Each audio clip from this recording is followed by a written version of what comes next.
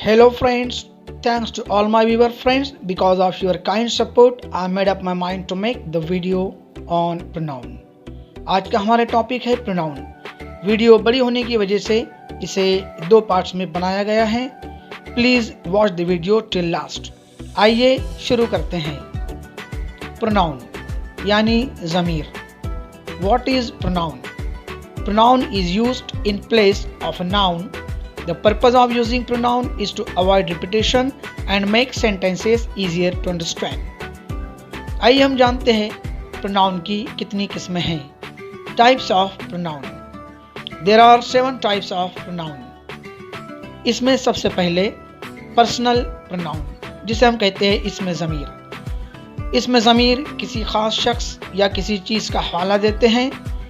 Personal pronoun refers to a specific person or thing.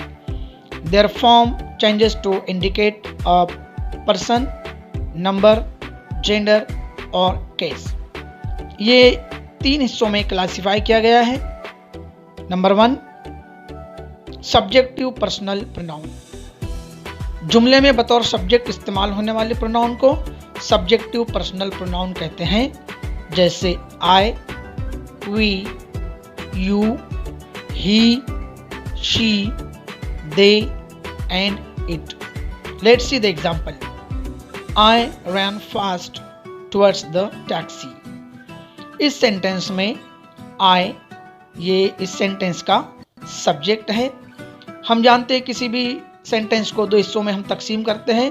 इसका first part जिसमें नाम या प्रोनाउन होता है वो सब्जेक्ट कहलाता है एंड रिमेनिंग पार्ट और इस जुमले का बकिया हिस्सा इसका प्रेडिकेट कहलाता है. आइए इसकी दूसरी मिसाल देखते हैं. We love our country. इस सेंटेंस में वी WE यानी हम ये इसका सब्जेक्टिव पर्सनल प्रोनाउन है. आइए अब इसकी दूसरी किस्म देखते हैं. Objective personal pronoun. जुमले में बतौर ऑब्जेक्ट इस्तेमाल होने वाले प्रोनाउन को ऑब्जेक्टिव पर्सनल प्रोनाउन कहते हैं. जैसे me, you, her, him, it, us, you and them. आइए इसकी मिसाल देखते हैं. Teacher advised me. इस सेंटेंस में मी ये इस सेंटेंस का ऑब्जेक्ट है, इसलिए हम इसे ऑब्जेक्टिव पर्सनल प्रोनाउन कहते हैं. इसी तरह इसकी दूसरी मिसाल. Father told me not to play with them. इस सेंटेंस में THEM them ये जो लास्ट वाला लफ्ज है प्रोनाउन ये इस जुमले में बतौर ऑब्जेक्ट इस्तेमाल हुआ है, इसीलिए इसे ऑब्जेक्टिव पर्सनल प्रोनाउन कहते हैं.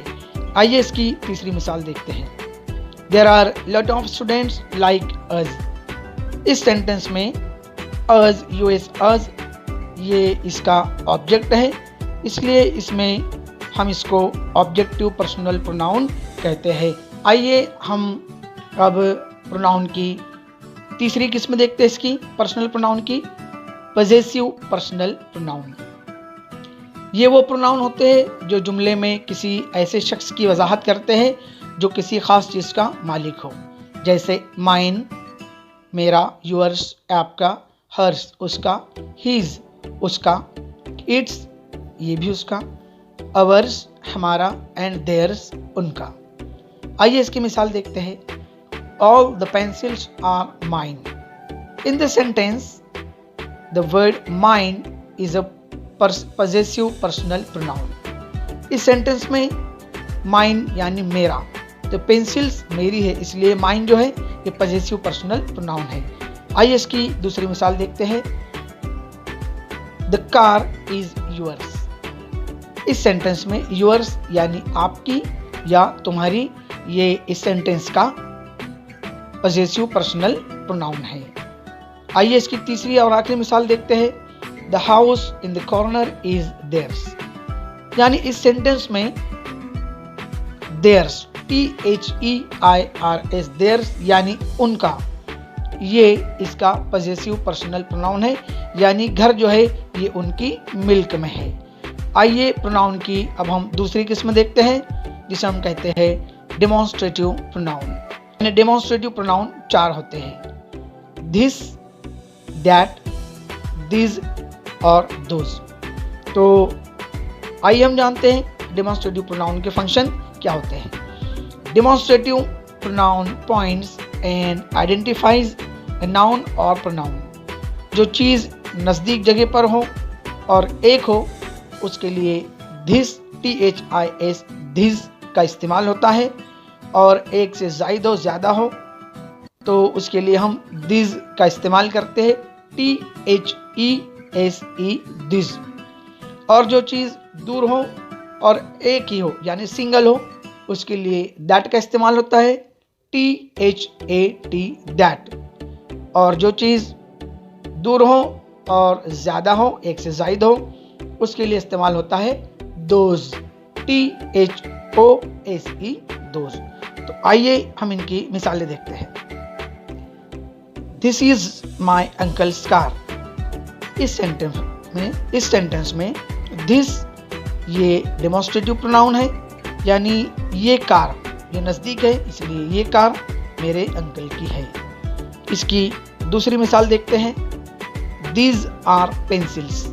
ये पेंसिल्स है, चूंकि पेंसिल्स तादाद में ज़्यादा है इसलिए यहाँ पर लफ्ज़ दीज, THESE, दीज इस डेमोन्स्ट्रेटिव प्रोनाउन का इस्तेमाल किया गया है। आइए इसकी तीसरी मिसाल देखते हैं। That is my car. मेरी कार है, क्योंकि कार एक है और वो दूर है इसलिए यहाँ पर लफ्ज़ इस्तेमाल हुआ है दैट, ये डेमोन्स्ट्रेटिव प्रोनाउन है। आइए इसकी चौथी और आखिरी मिसाल देखते हैं। Those are soldiers.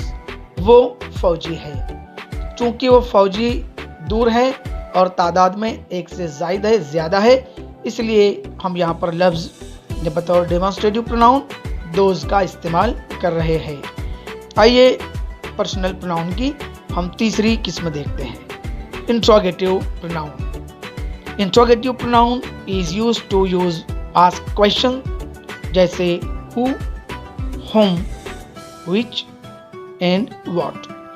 इनमें से हु और होम का इस्तेमाल इंसानों की निशानदेही के लिए और विच का इस्तेमाल जानवर या चीज़ों की निशानदेही के लिए होता है।